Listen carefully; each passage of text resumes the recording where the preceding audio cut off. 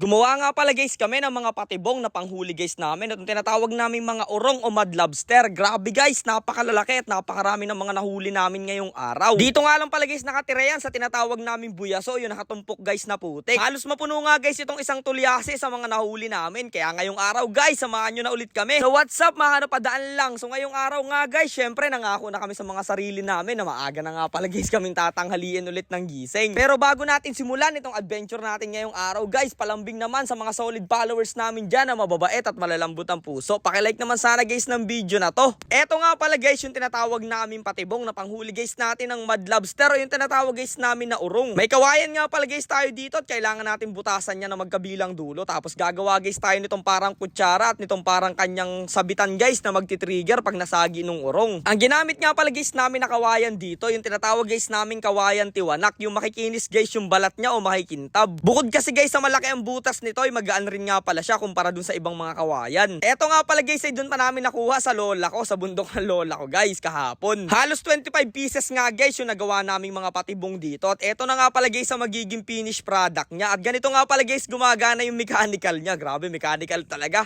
Ayan guys, pag nasagi nung urong yung nasa dulong parang maliit na nakakawit guys, sasarado guys yung parang ginawa nating kutsara na nandyan sa una. At hindi na guys sila makakaalis dyan at ayun, mapupudrip na natin sila. Syempre guys, ang nagpapagana dyan ay ang tinatawag naming interior o yung pinakang goma guys. Yan nga pala ay goma lang guys ng gulong, yung nasa loob ng mga gulong ng motor. Siguro nga guys bago magtanghali matatapos na rin namin to at itataan na guys namin to mamayang hapon. Pagkatapos nga guys namin magpahinga at matulog do sa taas ng bahay ni Tarzan ay nung hapon na nga guys ay sinimula rin kaagad namin ditong itaan itong mga patibong natin. Bali kasi guys hihintayin natin to buong magdamag at kinabukasan guys natin papandawin yan dahil yung mga urong guys na yan ay naglalabas nga pa sila ng putik sa gabi o nagpapalalim guys sila ng butas.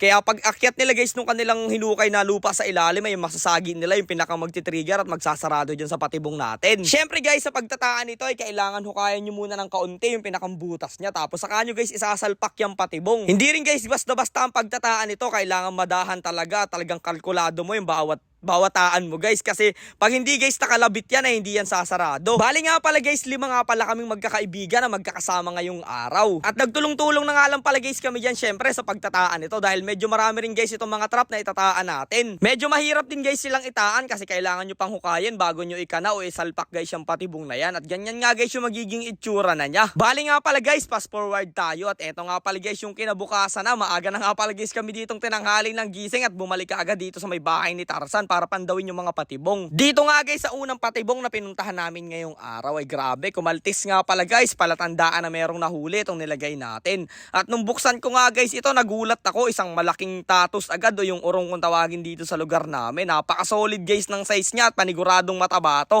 Kaya tuwan-tuwa guys kami dyan. Sa mga gusto nga pala guys magpa-shoutout dyan, paki-comment dito sa baba kung mga taga saan kayo para malaman ko na rin guys kung saan lugar yung maraming nanonood sa amin. Sobrang natutuwa guys kami ngayong araw dahil halos lahat guys ng patibong namin ay minahuhuli talaga. Gaya na nga lang guys itong 3 patibong na tinaan namin na halos magkakadikit lang at pinandaw ko nga guys dito ay nasa may bandang unahan ko.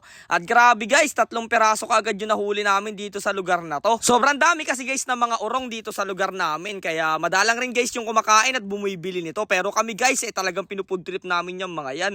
Sa sobrang tabawa naman guys niyan at napakalalaki ng mga sipet ay sino bang hindi matatakam dyan.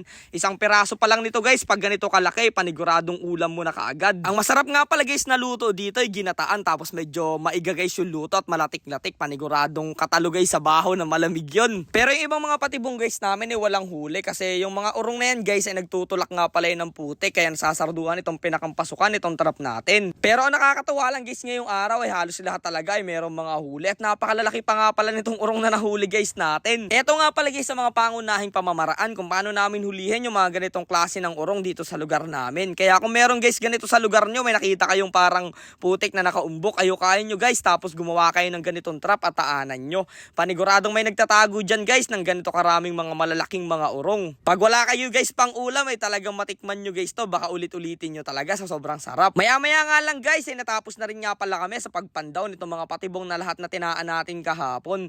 Grabe guys, halos mapuno itong isang malaking tulyasi guys ng mga urong. Ayan no, fresh na fresh yan guys at gumagalaw-galaw pa kaya lilinisan muna natin. Pero yung part 2 guys ng video na to ng pagluluto ng napakaraming urong guys ay sasunod ko na lang i-upload. At hanggang dito na lang muna guys yung adventure natin ngayong araw. Syempre, kita-kits na lang ulit tayo bukas at sa mga susunod pa.